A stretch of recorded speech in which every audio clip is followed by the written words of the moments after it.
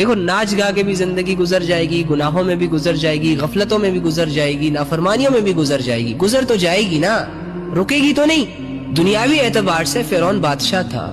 ہر خواہش پوری ہو رہی تھی اس کی، لوگوں کے دلوں میں اس کا خوف بھی ڈیولپ تھا، بے تاج بادشاہ تھا، ڈون تھا، بدماشیاں، اکڑ، فخر، خدائی دعووں سے بھرا تھا۔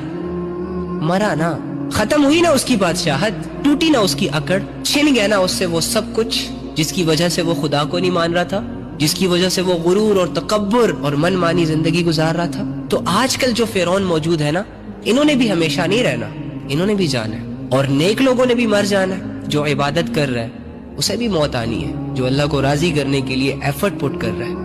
گناہوں کو لات مار رہا ہے، بے حیائیوں سے منہ موڑ رہا ہے، لوگ عبادتوں کو مشکل کہہ رہے ہیں لیکن یہ کر رہا ہے، باوجود اس کے کہ مشکل ہے، باوجود اس کے کہ دل نہیں لگ رہا، اس کی ساری ایفرٹس بن دیکھے اپنے رب کے لیے، یہ بھی مرے گا۔ تو کیوں نہ ہم اپنے لیے ایک بہترین فیصلہ کریں، اپنے ان تمام گناہوں کو، ان خواہشوں کو اور ان محبتوں کو جو ہمیں اللہ سے دور لے کر جا رہی ہیں، ہمارا ٹائم ضائع کر رہی ہیں، ان کو چھوڑ دیں اور ان راستوں پر چلنا شروع کر دیں جس راستے کی منزل